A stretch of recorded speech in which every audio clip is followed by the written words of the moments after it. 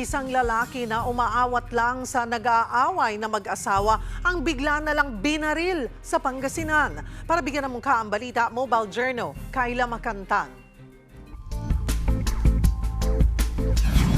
Di makadaan ng mobil. Lalakad.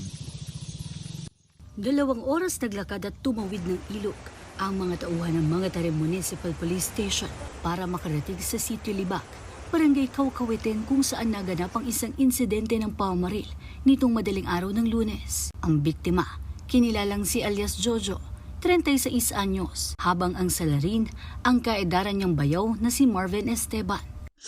Accordingly, ang away lang ng mag-asawa ay dahil lang sa motor na gagamitin sana pagbaba nila ng bundok na napansin nung kapatid ng babae. So nakialam yung kapatid, nagdulot sa hindi pagkakaunawaan. Gamit ang improvised shotgun, pinaputukan daw ng sospek ang bayaw na nasa pulsa tiyan. Agad siyang itinakbo sa ospital at maswerteng hindi malubha ang tama. Ang sospek naman, agad na umeskapo. Yung improvised shotgun po ay gamit sa pang-hunting. Considering na yung Sitio Libag, isa ito sa pinakamalayong barangay dito sa amin. Ayon sa asawa ng sospek, nagbabalak na siyang sumuko. Pero sa ngayon, wala pang lead kung nasaan ba siya. Dahil kapwa indigenous people ang mga sangkot, may pag-uusap umano ng arigluhan.